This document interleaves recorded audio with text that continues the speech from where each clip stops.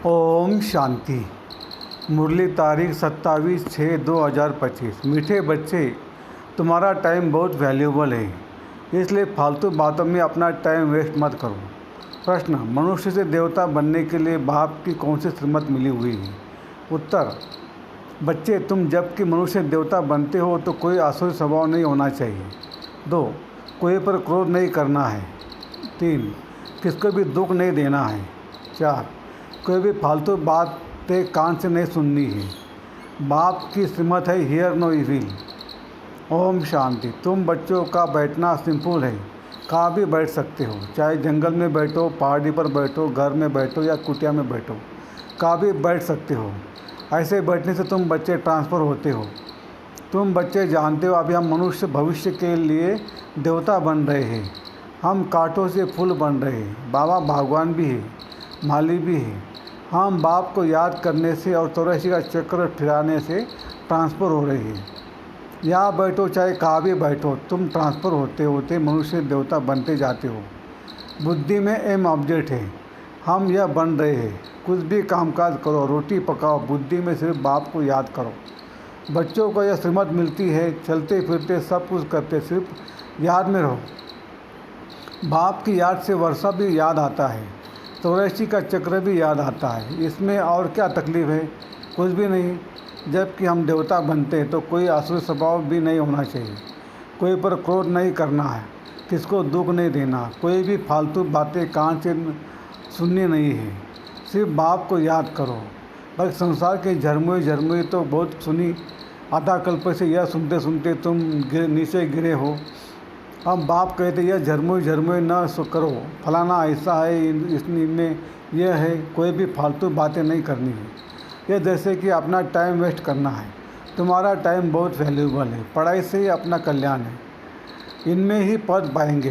उस पढ़ाई में बहुत मेहनत करनी पड़ती है। इम्तिहान पास करने विलायत में जाते हैं। तुमको तो कोई तकलीफ़ नहीं देते। बाप आत्माओं को कहते मुझ बाप को याद करो। एक दो को सामने बिठाते हैं तो बाप की याद में रहो। याद में बैठते बैठते तुम कांटों से फूल बनते हो। कितनी अच्छी युक्ति है। तो बाप की श्रीमत पर चलना चाहिए ना। हर एक की अलग अलग बीमारी होती है, तो हर एक की बीमारी के लिए सर्जन है। बड़े बड़े आदमियों के खास सर्जन होते हैं ना। तुम्हारा सर्जन कौन बना है? भगवान। वह है अविनाशी सर्जन। कहते हम तुमको आधा कल्प के लिए निरोगी बनाते हैं। सिर्फ मुझे याद करो तो विकर्म विनाश होंगे। तुम एक ही जन्म के लिए निरोगी बन जाएंगे। यह गांठ बांध देनी चाहिए। याद से तुम निरोगी बन जाएंगे। फिर एक ही जन्म के लिए कोई भी रोग नहीं होगा। भल आत्मा तो अविनाशी है, शरीर ही रोगी बनता है, लेकिन भोगती तो आत्मा है ना। वह आधा कल्प तुम कभी भी रोगी नहीं बनेंगे। सिर्फ याद में तत्पर हो। सर्विस तो बच्चों को करनी ही है। प्रदर्शनी में सर्विस करते करते बच्चों के गले घुट जाते हैं। कई बच्चे फिर समझते हैं हम सर्विस करते करते चले जाएंगे बाबा के पास।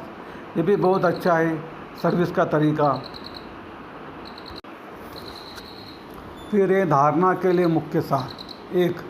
ज्ञान की बातों के सिवाय और कोई बात मुख से नहीं निकालनी है। झरमुई की बातें कभी नहीं सुननी है।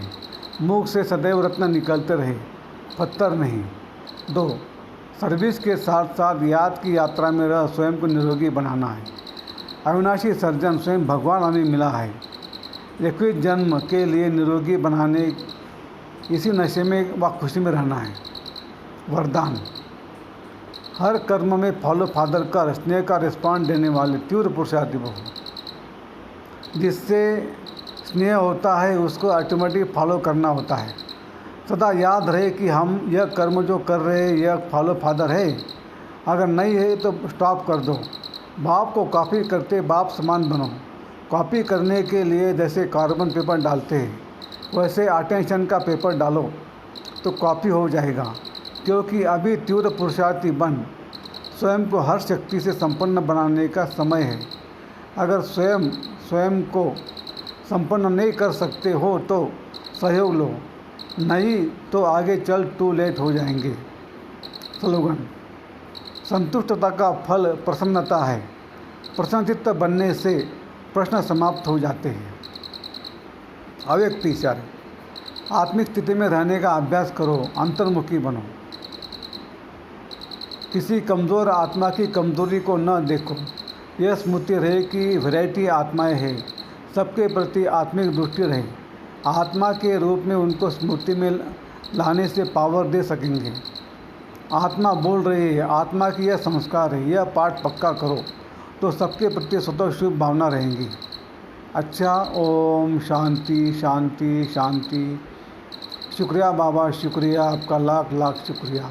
कम बोलेंगे, धीरे बोलेंगे, मीठा बोलेंगे, सोच समझ कर बोलेंगे, तोल तोल के बोलेंगे और खुशी खुशी से घर जाएंगे।